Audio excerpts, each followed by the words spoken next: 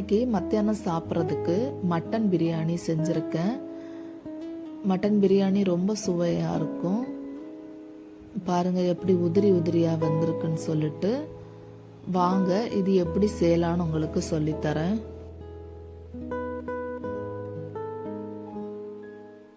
இப்போ பிரியாணி செய்யும்போது சிக்கன் பிரியாணியாக இருக்கட்டும், மட்டன் பிரியாணியாக இருக்கட்டும், பீஃப் பிரியாணியாக இருக்கட்டும், நான் எல்லாமே இந்த மெத்தடில் தான் செய்வேன். எனக்கு ரொம்ப பிடிக்கும். இது ரொம்ப டேஸ்டாக இருக்கும். வாங்க உங்களுக்கும் சொல்லித்தரேன்.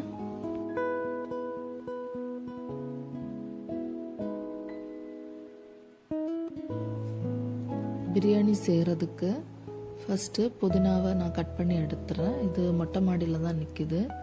பிரியாணி செய்யும் போதெல்லாம் இங்கே தான் வந்து பறிப்பேன். நான் ரொம்ப ஃப்ரெஷ்ஷாக, ரொம்ப நல்ல மணமாக, நல்ல டேஸ்ட்டாக இருக்கும். இது இப்போ தேவையான அளவு புதினாவை கட் பண்ணி எடுத்துக்கலாம். 1/2 கிலோ மட்டன் எடுத்திருக்கேன். அதுக்கு 4 பெரிய வெங்காயம், 3 தக்காளி, கொஞ்சம் புதினா இலை, கொஞ்சம் மல்லி இலை, 2 பச்சை மிளகாய் எடுத்திருக்கேன்.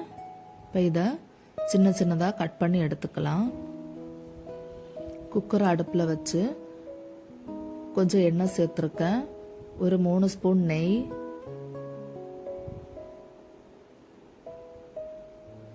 2 பட்டை, ஒரு பிரியாணி இலை, 3 கிராம்பு,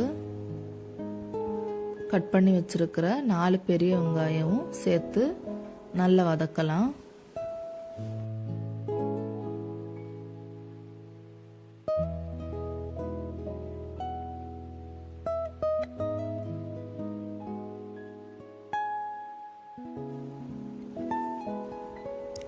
இப்போ வெங்காயம் கொஞ்சம் வதங்கிடுச்சு. இதில் நான் 1 ஸ்பூன் இஞ்சி பூண்டு ஆட் பண்ணிக்கிறேன்.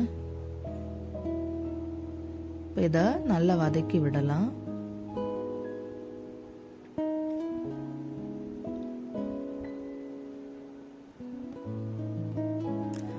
ரெண்டு பச்சை மிளகா கட் பண்ணாமல் சேர்த்துருக்கேன், முழுசாகவே சேர்த்துருங்க. அதில் 3 தக்காளி, தேவையான அளவு கொஞ்சம் உப்பு போட்டு நல்லா இதை வதக்கிக்கலாம்.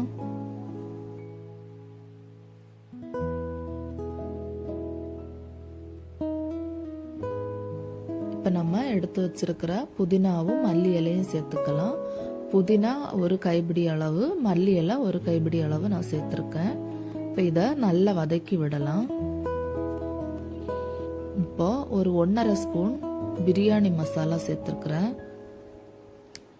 கடையில் தான் வாங்குவேன் பிரியாணி மசாலா. வீட்டில் அரைக்கிறது சில டைமில் அரைப்பேன், சில டைமில் அரைக்க மாட்டேன். இது கடையில் வாங்கினது தான்.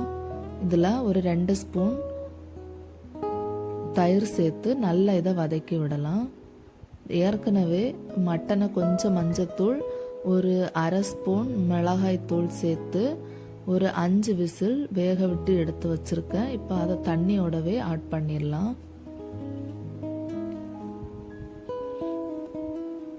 இப்போது இந்த தண்ணி இதில் கொஞ்சம் வத்தி வர வரைக்கும், அதாவது கொஞ்சம் சுண்டி வர வரைக்கும் வேக வச்சு எடுத்துக்கலாம்.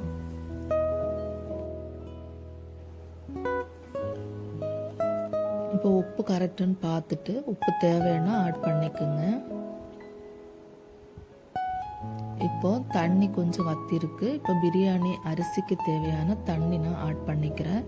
நான் 3 டம்ளர் பாஸ்மதி அரிசி எடுத்திருக்கேன். அதுக்கு 4½ டம்ளர் தண்ணி எடுத்திருக்கேன். அதாவது 1 டம்ளர் அரிசிக்கு 1½ டம்ளர் தண்ணி வச்சு நான் எடுத்திருக்கேன். இப்போது பிரியாணி செய்கிறதுக்கு ஒரு 1/2 மணி நேரத்துக்கு முன்னாடி பாஸ்மதி அரிசி இந்த மாதிரி தண்ணியில் ஊற வச்சுருந்தேன். இப்போ அதை ஆட் பண்ணிக்கிறேன்.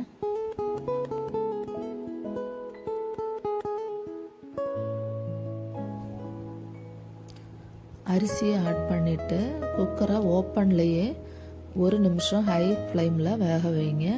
வேக வைக்கும்போது அரிசி இந்த மாதிரி கொஞ்சம் வெந்து வந்திருக்கும். இந்த ஸ்டேஜில் நம்ம மறுபடியும் கிளறி விட்டுட்டு குக்கரை மூடி ஒரு 10 நிமிஷம் மீடியம் ஃப்ளேமில் வேக வச்சு எடுத்துக்கலாம்.